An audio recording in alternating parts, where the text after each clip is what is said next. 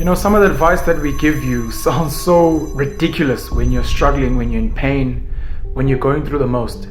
But please understand that you have to fail and fail and fail and fail and fail and fail in order to succeed. You have to fall in love with the process. You have to embrace the pain. This is your life. Take control of it and don't stop and fight for what you believe. There's an old saying that I heard, that there's two kinds of people born in the hospital every day. There's a person born in the hospital that's going to get a job, and there's a person born in the hospital that's going to give that person the job. You have to decide along the way which one you're going to be. You can be a leader, but a leader is a developed set of skills. It's a developed set. And the more, but see, here's what stops the average person from being a leader, is the fear of the consequences of leading. Focus on your market. You'd rather have 100 people that love you than 1 million that kind of sort of like you. When you're building something, when you're building a following, when you're building a brand, realize who your customers are, build for them, get them to love you, get them to be insanely obsessed and addicted to what you have to offer. And then from there, you'll see your following grow. Focus on your target market, grow it, make it love you. Don't focus on the haters. Listen to their criticisms, but don't focus on them. If they're not buying from you, they're not your clients, they are not the people that believe in what you have to offer. Remember that today when you're building your business. I love you. The high-level mindset is a philosophy. It's a wavelength to apply to your everyday thoughts of Reginald. The high-level mindset will be of great service to you, especially when things aren't going as planned. These trying times that I speak of, or life testers, if you may, are what truly maketh man and woman. Actually, scratch that.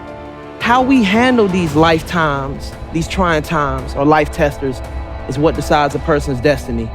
Which brings me to step one of the high-level mindset.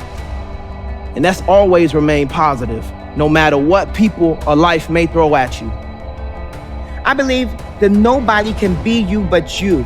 So you might as well show up and show out. But here's the quandary that the bard never put forth. What if you don't really know who you are because you have suppressed your inner self?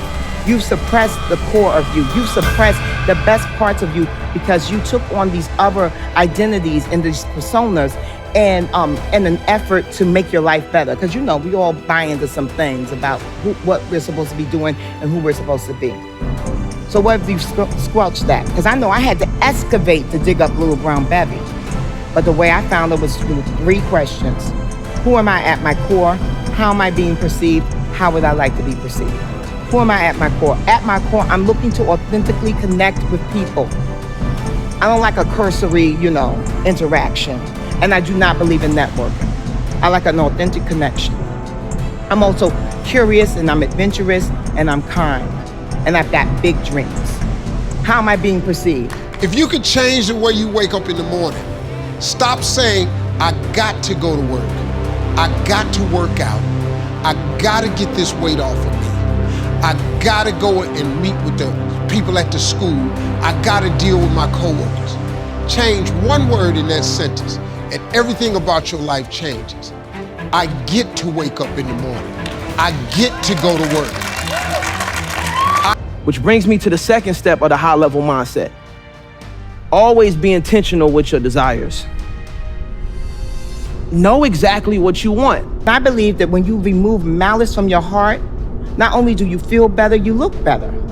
I think you lose your frown lines and your wrinkles lessen and your age spots disappear.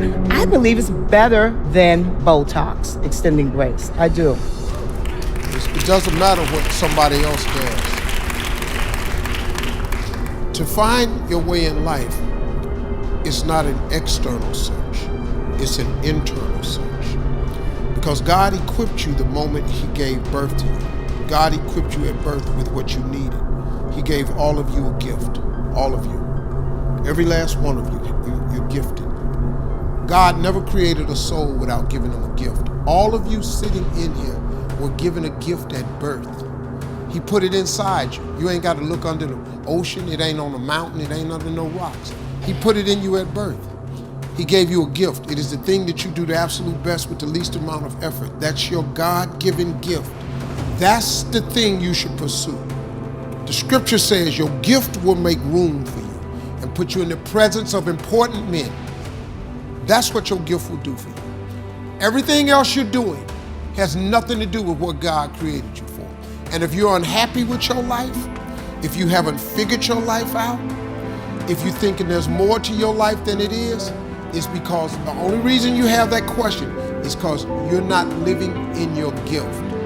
Once you discover your gift, there lies your greatest chance for success. That's what God gave you, equipped you with to do. You just got to quit looking at gifts as running, jumping, singing, and dancing. Babysitting is a gift. If you're a smart student, smart is a gift. If people come to your house and they in your kitchen to get their hair done instead of going to a salon, you do hair. That's your gift. If they can't have a bake sale without your pies and cakes, you bake pies and cakes better than everybody, then that's your gift. You bake pies and cakes. That's your gift. You don't have to think about it. That's what you do. Quit trying to do what somebody else is doing, because that ain't your life. You don't even want to come the way I went. If you knew the path I took to get here, you would not take. If I'd have knew the path I was going to have to take to get here, I would have changed my destiny a long time ago. Because there's no way I would have wanted to have gone through what I went through to get to where I am today. That's why God don't reveal it to you. See, God never reveals the path to you. He shows you what it could look like, but he don't show you the route. Because if he showed you the route, you'll turn around. Everybody would quit. If you knew what you had to go through to get to where he had for you to go, you would all quit. I would quit too. It's no way I would have had a stuttering problem. It's no way I would have lived in a car for 3 years. It's no way if I'd have knew that when I quit my job to do comedy, what was going to happen to me, I would have never quit my job. But he don't show you that. He just lets you have the dream. And if you're bold enough to chase the dream, he'll get you through the journey. You just can't quit in the middle of the journey because he know you're chasing dreams. God didn't make your dream come true business. That's real talk. Starting off your day with reading your goals and dreams aloud gives you a boost of positive energy. This energy can be transmuted into something we call faith. Faith in your ability, faith in yourself, faith in the higher power will take you to places you couldn't even imagine. Know exactly what you want. How can you be high level if you don't know what high level is to you? And in order to do all these things, it brings me to the third step of the high level mindset, discipline. Growing up, discipline was always taught in such a lame way that I always tried my best to avoid it. But where motivation is low, that's where discipline kicks in. Anybody who's done something noteworthy with their lives all have one thing in common, and that's discipline. Mastering the art of discipline will literally change your life. I witnessed this close hand by studying a friend up close. Well, there's two things, when a person dies on their tombstone.